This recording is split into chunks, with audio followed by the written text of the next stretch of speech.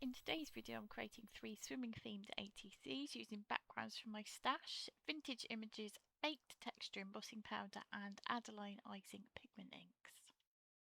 I pulled out 3 backgrounds from my stash, so this one has some graphic 45 papers on, and I don't know if you can pick that out, but it has some blue, it's called Deep Sea, Seth Apter baked embossing powder around the edges.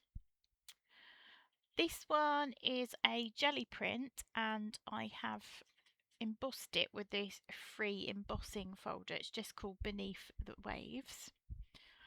So it's given it a texture as well. And this one is using Aladine iZink pigment inks on acetate, and I'll explain a bit more about those if you don't know what they are later on in the video. For the first card, I'm going to use this image from a sheet that I pulled from my vintage stash box. It's a scene from the Edwardian era, so you can see both ladies are rather fetching bathing bonnets and bathing costumes, and these pick out the red and the blue in these papers. Before I stick the image down, I want to add some dirty sand. No, I haven't collected it from the beach. It's actually another Seth Apter baked texture embossing powder.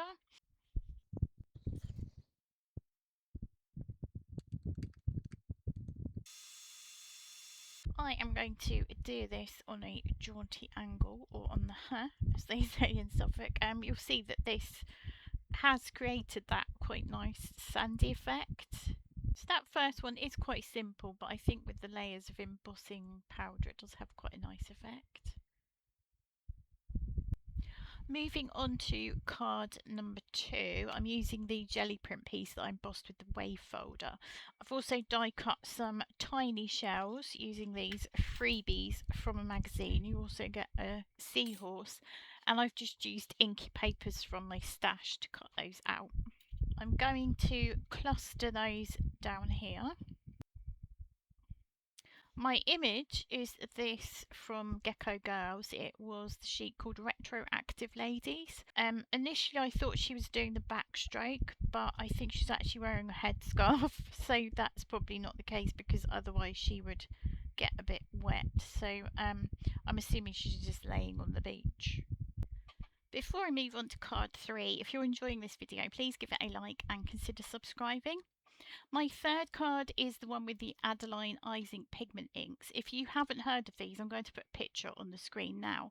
But they're basically a water-soluble pigment ink, but they behave like paints and traditional ink. You get a hand dropper in the bottle so you can apply the ink, and they're really fun to experiment with on different surfaces. This one, like I said, I've used on acetate. For this card, I'm going to use a couple of stamps from this Beneath the Waves stamp set. It came with that Beneath the Waves wave embossing folder, and I'm going to use the turtle and this sort of coral or seaweed, and rather than colour them in, I'm going to use 2 more inky backgrounds. So this one which was made with brushes, and this one which was made with distress oxides. Just use the Acorn VersaFine Clear ink to stamp the turtle over the brochet background. For the seaweed, I think it's probably more coral with these colours. I'm using the VersaFine Clear Morning Mist because I didn't really want a strong black outline for this piece. I think that's actually come out pretty well.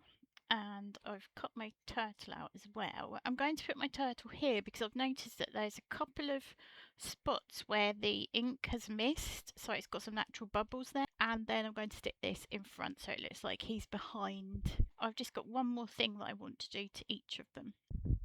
So to finish off my ATCs, I've added some fun swimming sentiments. So this one says make a splash. This one says swim your own way. And the final one says go with the flow. So that's my 3 ATCs finished. Let me know which one caught your eye. And thank you so much for watching. Please leave me a comment and consider subscribing. Until next time, cheerio.